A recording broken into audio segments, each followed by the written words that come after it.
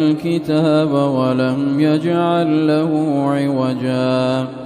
قيما لينذر بأسا شديدا من لدنه ويبشر المؤمنين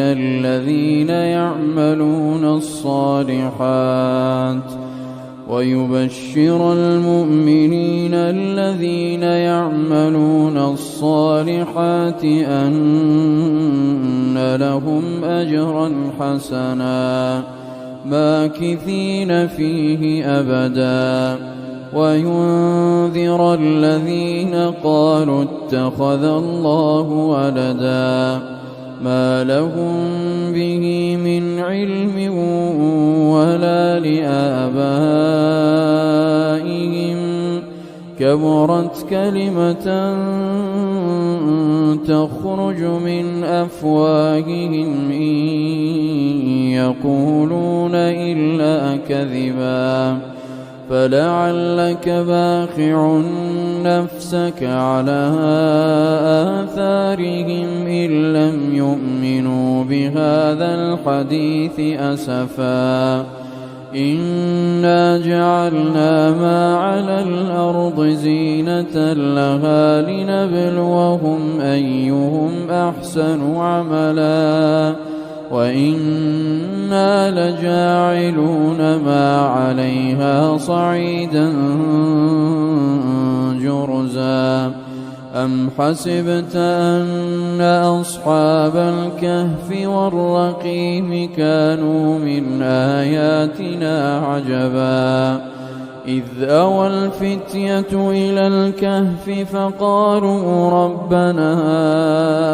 آتنا من لدنك رحمة وهيئ لنا من أمرنا رشدا فضربنا على آذانهم في الكهف سنين عددا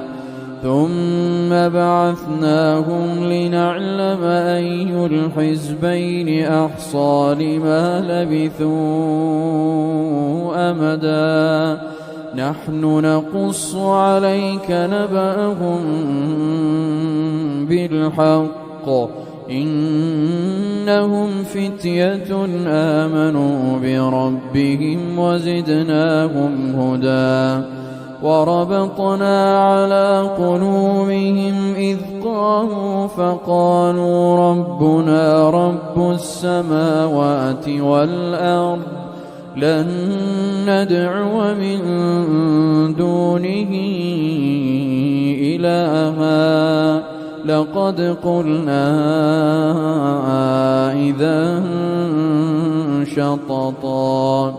هؤلاء قوم اتخذوا من دونه آلهة لولا يأتون عليهم بسلطان بين فمن أظلم ممن افترى على الله كذبا وإذ اعتزلتموهم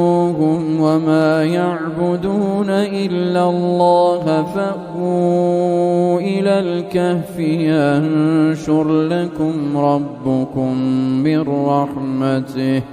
ويهيئ لكم من أمركم مرفقا وترى الشمس إذا طلعت تزاور عن كهفهم ذات اليمين وإذا غربت تقرضهم ذات الشمال وهم في فجوة منه ذلك من آيات الله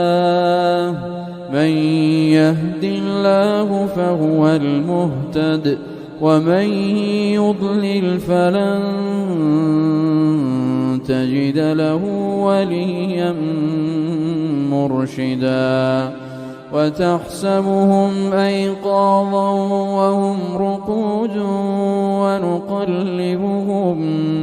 ونقلبهم ذات اليمين وذات الشمال وكلبهم باسط ذراعيه بالوصيد لو اطلعت عليهم لوليت منهم فرارا ولملئت منهم رعبا وكذلك بعثناهم ليتساءلوا بينهم قال قائل منهم كم لبثتم قالوا لبثنا يوما أو بعض يوم قالوا ربكم أعلم بما لبثتم فابعثوا أحدكم بورقكم هذه إلى المدينة فلينظر أيها أزكى طعاما فليأتكم برزق منه وليتلطف ولا يشعرن بكم أحدا إنهم إن يظهروا عليكم يرجموكم أو يعيدوكم في ملتهم ولن تفلحوا إذا أبدا وكذلك أعثرنا عليهم ليعلموا أن وعد الله حق وأن الساعة لا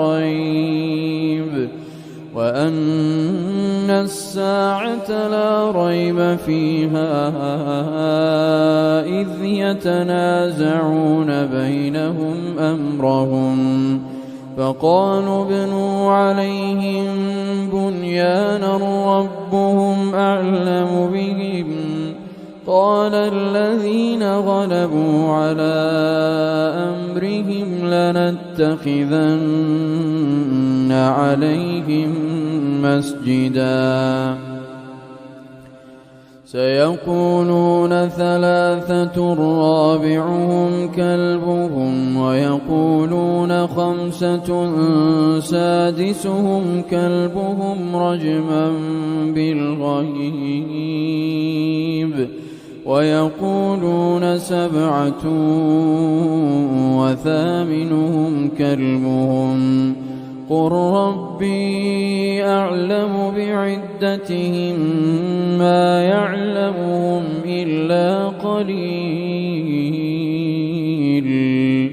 فلا تمار فيهم إلا مراء ظاهرا ولا تستفت فيهم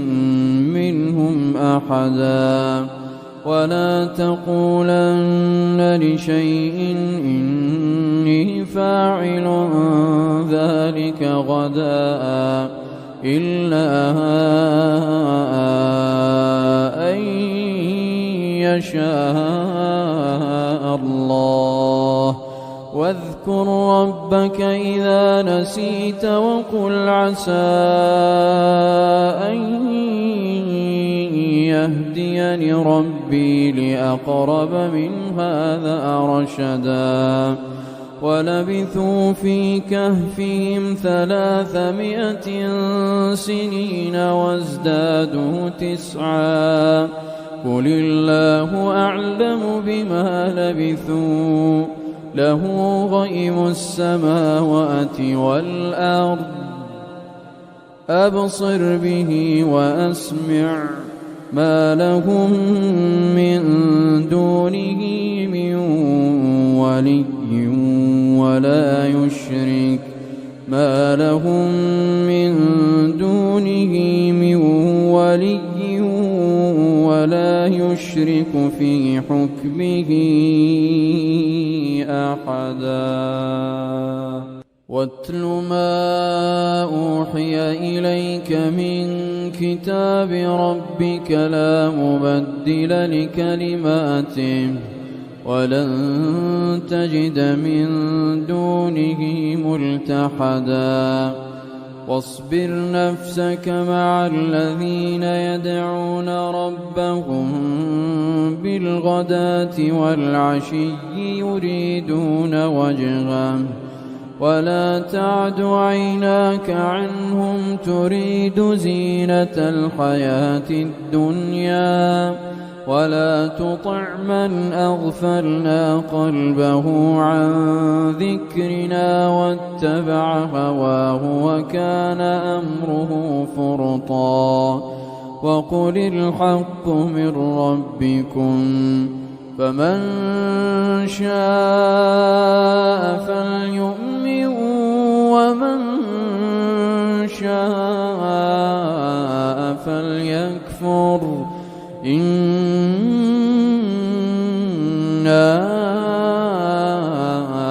أعتدنا للظالمين نارا أحاط بهم سرادقها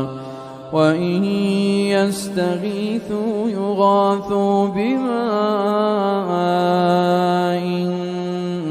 كالمهل يشوي الوجوه بئس الشراب وساءت مرتفقا إن الذين آمنوا وعملوا الصالحات إنا لا نضيع أجر من أحسن عملا أولئك لهم جنات عدن تجري من تحتهم الأنهار يحلون فيها من أساور من ذهب ويلبسون ثيابا خضرا من سندس واستبرق متكئين فيها على الأرائك نعم الثواب وحسنت مرتفقا واضرب لهم مثل الرجلين جعلنا لأحدهما جنتين من أعناب وحففناهما بنخل وجعلنا بينهما زرعا كلتا الجنتين آتت أكلها ولم تظلم منه شيئا وفجرنا خلالهما نهرا وكان له ثمر فقال لصاحبه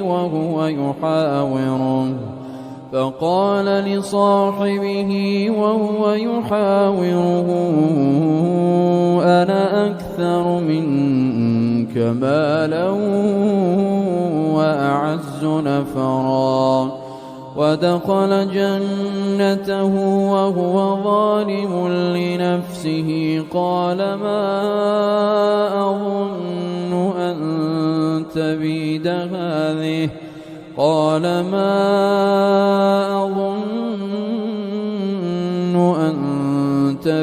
هذه أبدا وما أظن الساعة قائمة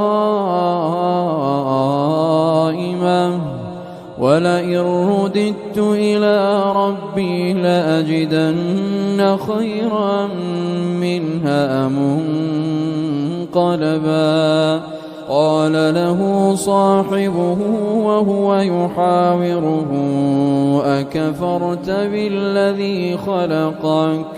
أكفرت بالذي خلقك من تراب ثم من نطفة ثم سواك رجلا لكن هو الله ربي ولا أشرك بربي أحدا ولولا إذ دخلت جنتك قلت ما شاء الله لا قوة إلا بالله إن ترني أنا أقل منك مالا وولدا فعسى ربي أن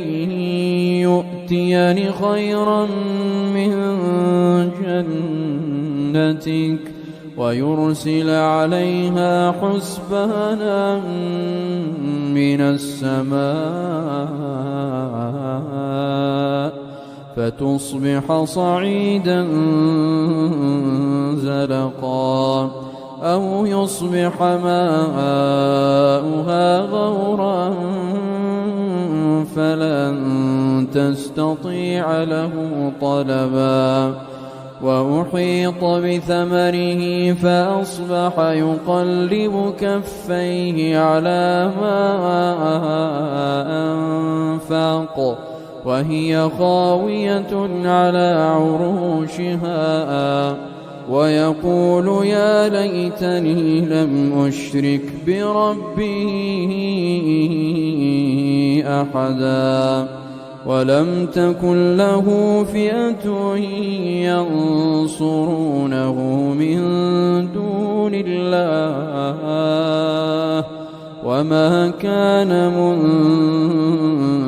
منتصرا هنالك الولاية لله الحق هو خير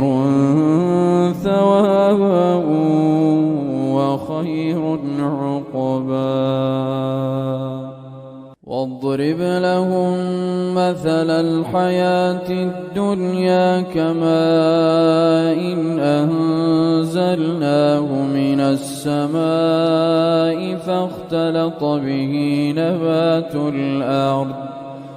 فاختلط به نبات الأرض فأصبح هشيما تذروه الرياح وكان الله على كل شيء مقتدرا المال والبنون زينة الحياة الدنيا والباقيات الصالحات خير عند ربك ثوابا وخير أملا ويوم نسير الجبال وترى الأرض بارزة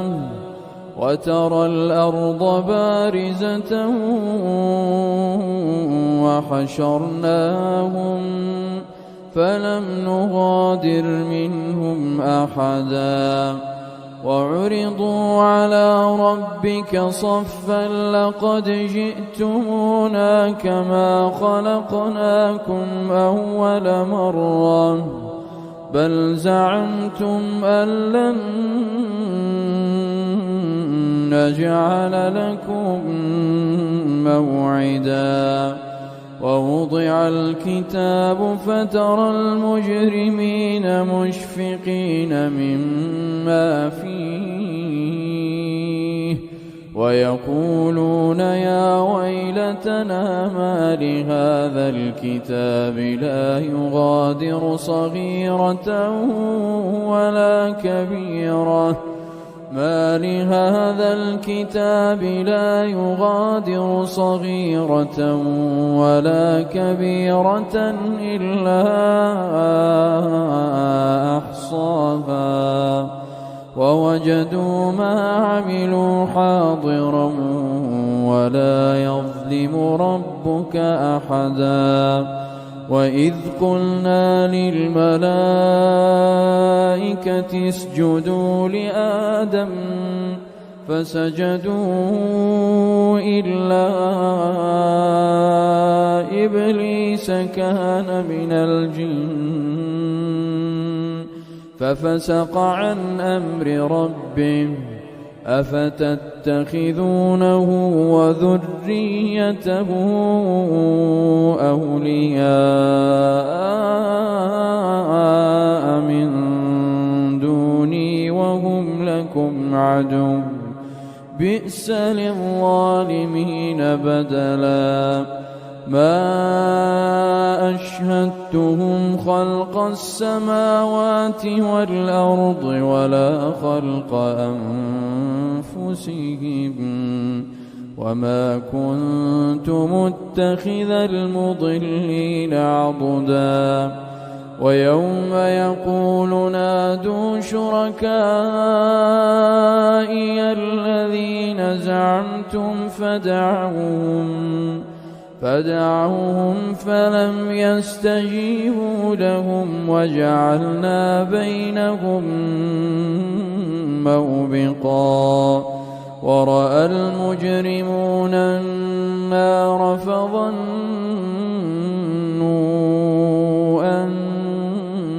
أنهم مواقعوها ولم يجدوا عنها مصرفا ولقد صرفنا في هذا القرآن للناس من كل مثل وكان الإنسان أكثر شيء جدلا وما منع الناس أن يؤمنوا إذ جاءهم الهدى ويستغفروا ربهم إلا أن تأتيهم سنة الأولين أو يأتيهم العذاب قبلا وما منع الناس أن يؤمنوا إذ جاءهم الهدى ويستغفروا ربهم إلا أن تأتيهم سنة الأولين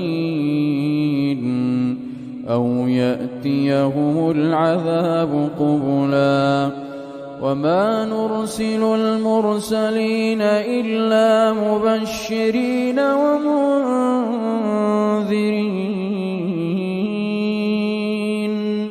ويجادل الذين كفروا بالباطل ليدحضوا به الحق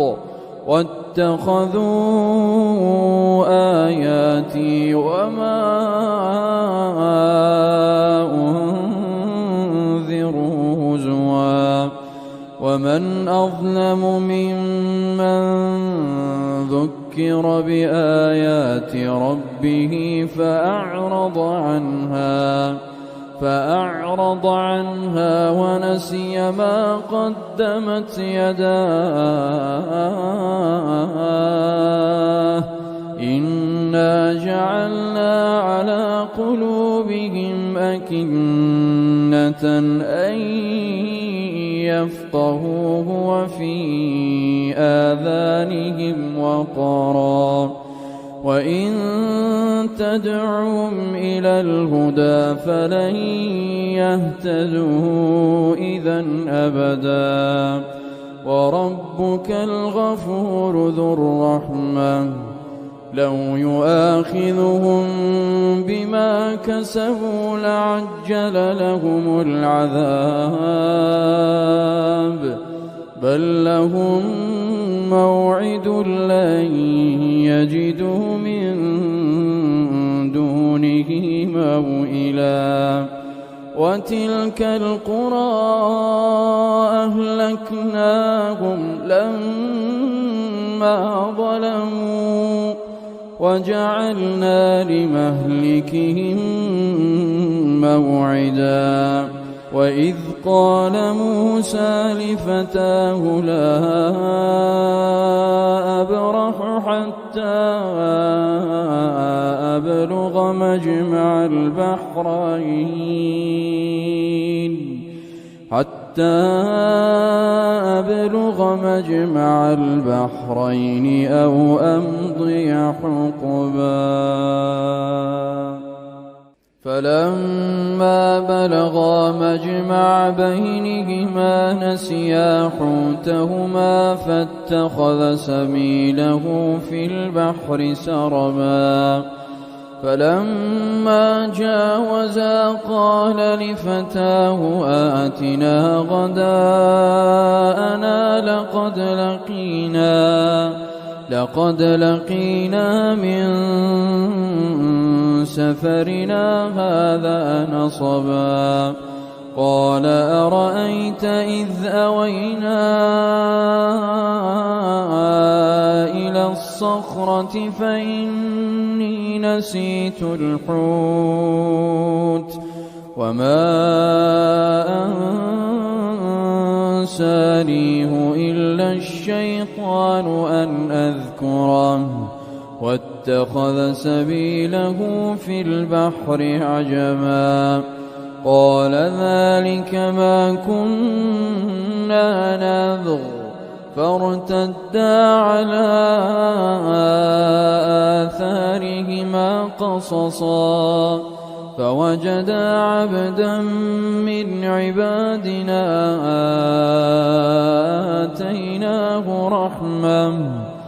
آتيناه رحمة من عندنا وعلمناه من لدنا علما قال له موسى هل أتبعك على أن تعلمني مما علمت رشدا قال إنك لن تستطيع معي صبرا وكيف تصبر على ما لم تحط به خبرا قال ستجدني إن شاء الله صابرا ولا أعصي لك أمرا قال فإن اتبعتني فلا تسألني عن شيء حتى أحدث لك منه ذكرا فانطلقا حتى إذا ركبا في السفينة خرقها قال أخرقتها لتغرق أهلها لقد جئت شيئا إمرا قال ألم أقل إنك لن تستطيع معي صبرا قال لا تؤاخذني بما نسيت ولا ترهقني من أمري عسرا فانطلقا حتى إذا لقيا غلاما فقتله قال أقتلت نفسا زكية بغير نفس لقد جئت شيئا نكرا قال ألم أقل لك إنك لن تستطيع معي صبرا قال إن سألتك عن شيء بعدها فلا تصاحبني قد بلغت من لدني عذرا فانطلقا حتى إذا أتيا أهل قرية استطعما أهلها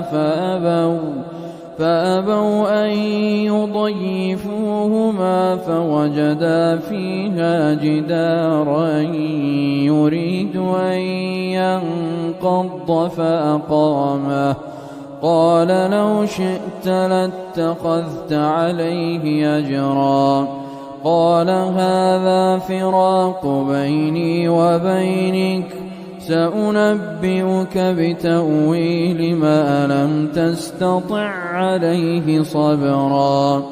أما السفينة فكانت لمساكين يعملون في البحر فأردت أن أعيبها وكان وراءهم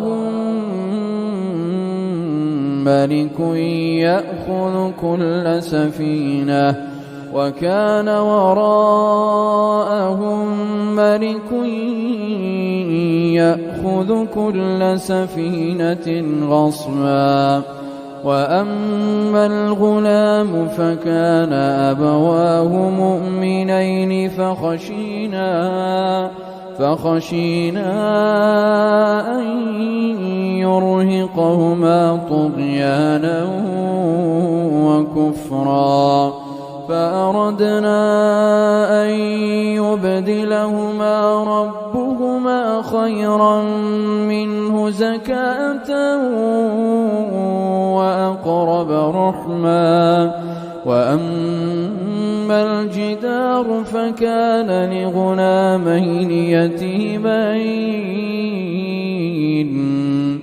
فكان لغلامين يتيمين في المدينة وكان تحته كنز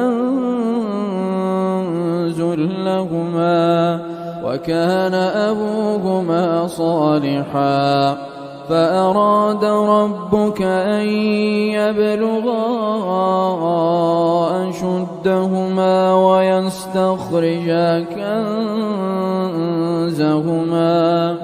ويستخرجا كنزهما رحمة من ربك وما فعلته عن أمري ذلك تأويل ما لم تسطع عليه صبرا ويسألونك عن ذي القرنين قل سأتلو عليكم منه ذكرا إنا مكنا له في الأرض وآتيناه من كل شيء سببا فأتبع سببا حتى إذا بلغ مغرب الشمس وجدها تغرب في عين حمئة ووجد عندها قوما قلنا يا ذا القرنين إما أن تعذب وإما أن تتخذ فيهم حسنا قال أما من ظلم فسوف نعذبه ثم يرد إلى ربه فيعذبه عذابا نكرا وأما من آمن وعمل صالحا فله جزاء الحسنى وسنقول له من أمرنا يسرا ثم أتبع سببا حتى إذا بلغ مطلع الشمس وجدها تطلع على قوم لم نجعل لهم من دونها سترا كذلك وقد أحطنا بما لديه خبرا ثم أتبع سببا حتى إذا بلغ بين السدين وجد من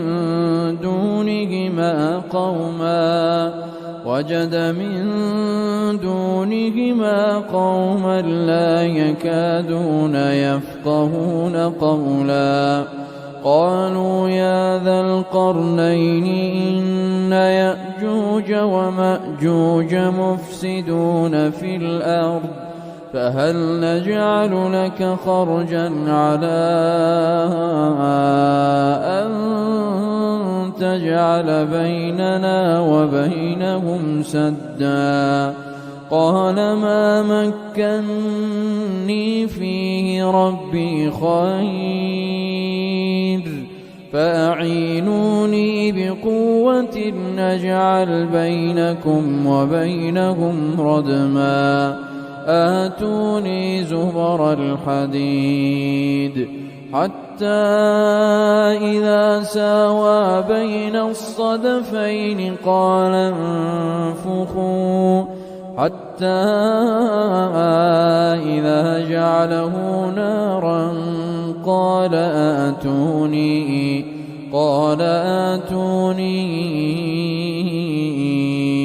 أفرغ عليه قطرا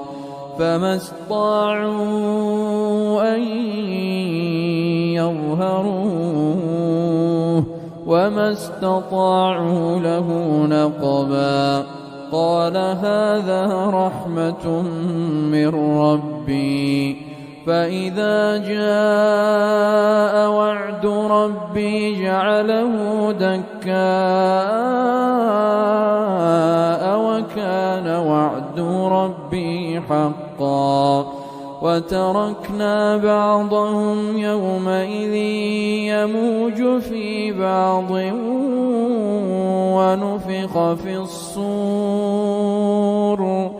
ونفخ في الصور فجمعناهم جمعا وعرضنا جهنم يومئذ للكافرين عرضا الذين كانت أعينهم في غطاء عن ذكري وكانوا لا يستطيعون سمعا أفحسب الذين كفروا أن يتخذوا عبادي من دوني أولياء إنا أعتدنا جهنم للكافرين نزلا قل هل ننبئكم بالأخسرين أعمالا الذين ضل سعيهم في الحياة الدنيا وهم يحسبون أنهم يحسنون صنعا أولئك الذين كفروا بآيات ربهم ولقائه فحبطت أعمالهم فلا نقيم لهم يوم القيامة وزنا ذلك جزاؤهم جهنم بما كفروا واتخذوا آياتي ورسلي هزوا إن الذين آمنوا وعملوا الصالحات كانت لهم جنات الفردوس نزلا خالدين فيها لا يبغون عنها حولا قل لو كان البحر مدادا لكلمات ربي لنفد البحر قبل أن تنفد كلمات ربي ولو جئنا بمثله مددا قل إنما أنا بشر مثلكم يوحى إلي أنما إلهكم إله واحد فمن كان يرجو لقاء ربه فليعمل عملا صالحا ولا يشرك بعبادة ربه أحدا.